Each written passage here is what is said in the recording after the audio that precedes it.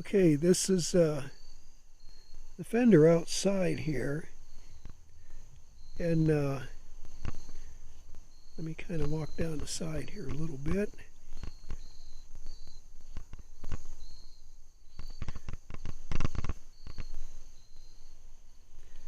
And like I said, it's going to need cut and buffed, but the paint laid nice, the clear laid pretty nice. I dumped the clear on pretty good. You know, it's Summit Racing brand single stage paint, and you know, they require 2 coats of clear. I do 3 because of the fact you're gonna take some material off, and but yeah, it sprayed really nice.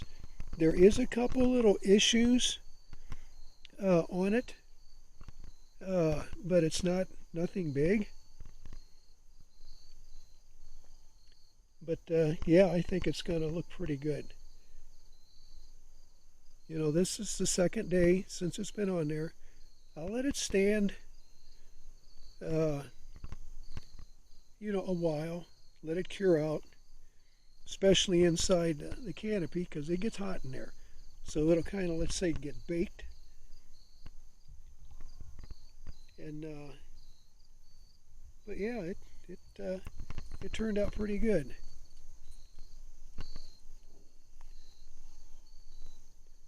So it's going to need cut and buffed. Now I don't know if I'll do that this year, because see, some of the other parts that I done, them smaller parts, you know, I done over 4 years ago, and I cut and buffed them, and you know, there was no issue, none whatsoever. So a couple little clear runs, you know, it's not a big deal.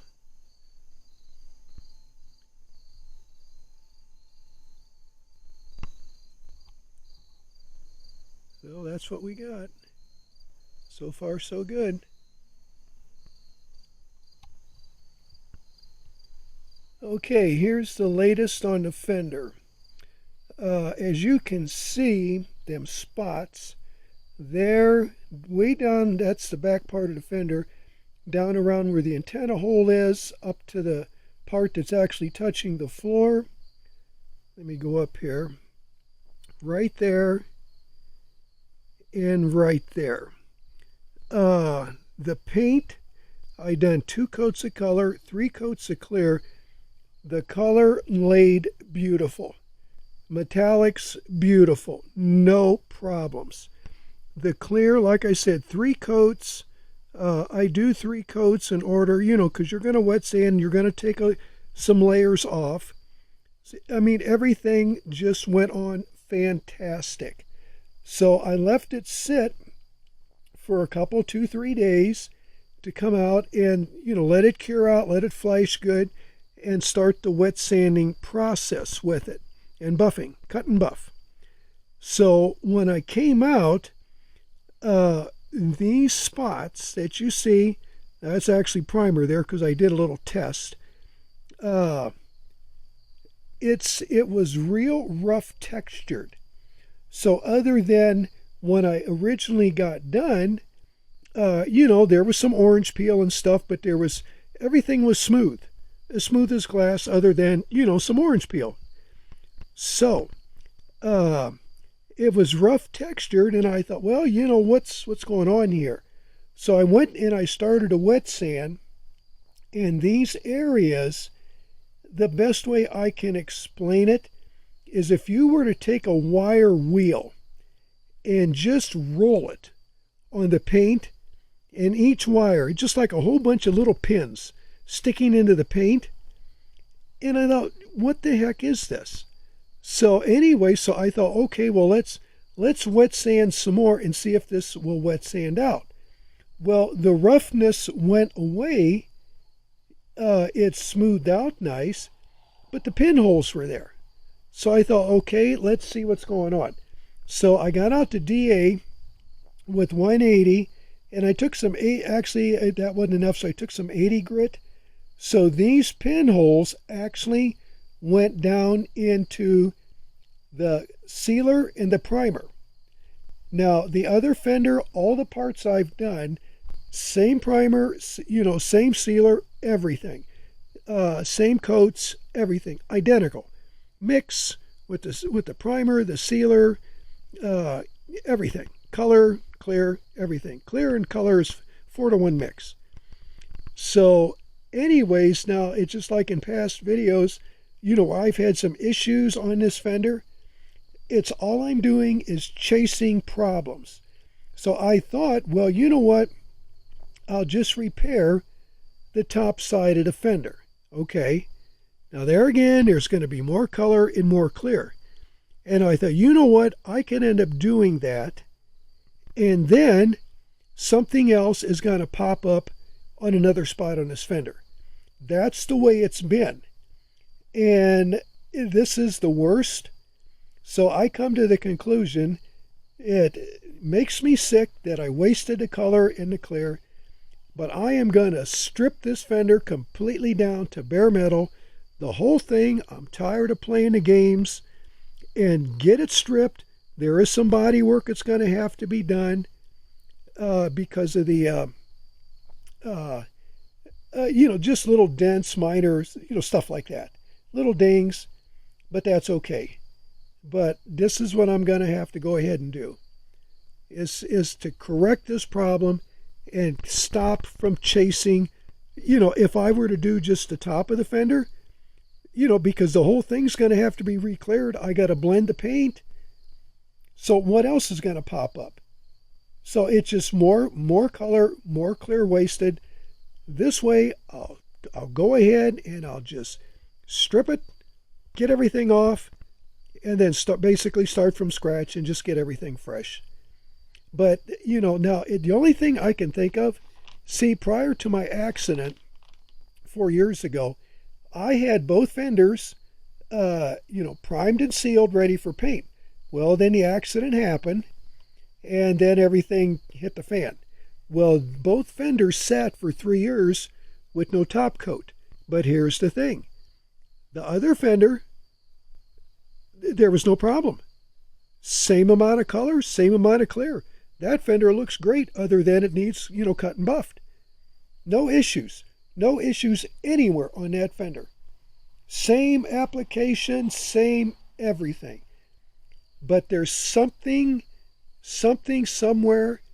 There again, if it was an issue from the fender sitting, they sat for 3 years until I was able, last year to, do the other fender. Then I seen where there was issues on this end, and me trying to do all this stuff. And, since the accident, I'm slower.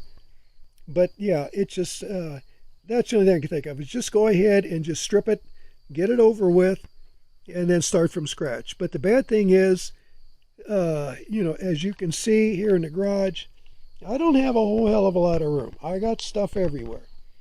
So anyways, look real quick how nice these are. Beautiful. Turned out great.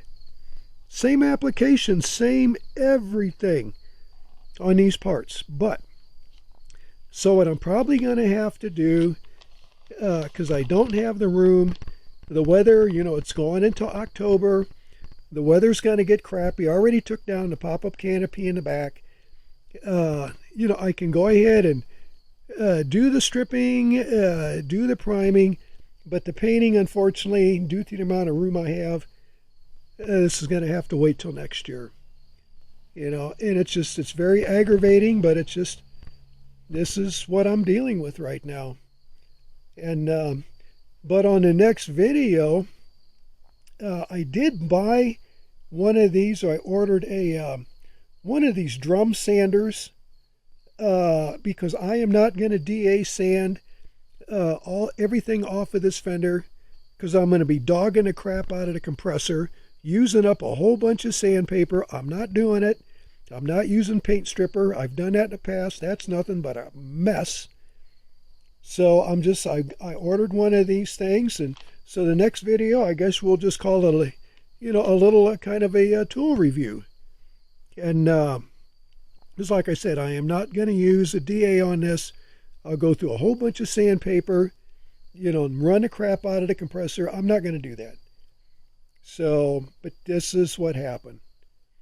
And then there were a couple little spots on the face of the fender. Not bad. But no, I've had it. I've had it. So that's what happened. I'm sure the guys that do this every day for a living, these kind of things happen. It's very disgusting, when you go through the material. And like we all know, auto body supplies, it's not cheap. Even though this is Summit Racing paint, it's great stuff. But, even it's went up in price. So that little spot there that you see, I use that TransStar. It's rattle can primer. It's really good. It's a high build primer. Just to see what would happen with them pinholes. No, them pinholes just ate that up. You can see them. It didn't even fill them. So there's something going on. And then there again, it could be just the underside of something. Maybe from sitting, I don't know. But the other fender, they both sat the same amount of time. Same material. Other fender, no problem whatsoever. Paint went on beautiful. Like I said, all it needs is cut and buffed. But the aggravating is I have to wait until next year to do the painting. If I had a big garage, it'd be no issue. Do what I got to do and start mixing and start squirting. But yeah, with the setup I got, and I'm thankful for what I got, but just to do this kind of work it's very, very difficult in a single car garage. So, oops. Anyway, so the next video will be, I guess we'll call it a little tool review.